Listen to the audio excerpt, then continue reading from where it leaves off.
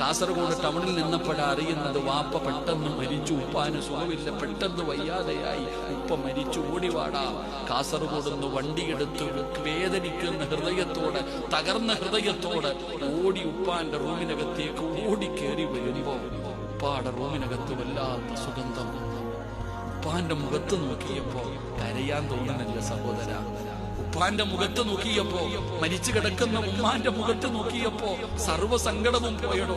ജീവിച്ചിരുന്ന കാലത്ത് ഉമ്മയ്ക്ക് ഇത്രയും ഗ്ലാമർ ഇല്ലായിരുന്നു. പക്ഷെ മരിച്ചു കിടന്നപ്പോ ഉപ്പാടെ മുഖം വല്ലാതെ പ്രകാശിക്കുന്നുണ്ട്. ഉപ്പയുടെ മുഖത്ത് വല്ലാത്ത പ്രകാശം.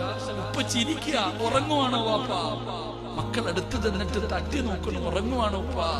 പടച്ചവനെ പുഞ്ചിരിക്കുന്ന മുഖത്തോടെ സ്വർഗം കണ്ട് ഷഹാദത്ത് കലിമ പറഞ്ഞിട്ട് മരിച്ചു കിടക്കുന്ന വാപ്പാനെയാ ഇനിയുണ്ട്, വരട്ടെ വരട്ടെ, ആള് വരാനുണ്ടെന്ന് പറഞ്ഞ് സ്വർഗത്തിൽ വിടുന്നതിനെയാ നീ തടഞ്ഞു വെച്ചിരിക്കുന്നത്. വാപ്പ ജീവിച്ചത് സ്വർഗത്തിൽ പോകാനാ. വാപ്പാടെ ജീവിതത്തിലെ ഏറ്റവും വലിയ മോഹം സ്വർഗത്തിൽ പോകണമെന്നായിരുന്നു. അള്ളാഹു സ്വർഗം കൊടുത്തിട്ട് നീ വാപ്പാനോട് പറയാ, അവിടെ കടക്ക് വാപ്പ, കുറച്ചു കഴിഞ്ഞിട്ട് പോകാം. വിടുവോ നിന്നെ? അള്ളാഹു ഉമ്മത്തിനെ കാത്തുരക്ഷിക്കുമാറാകട്ടെ.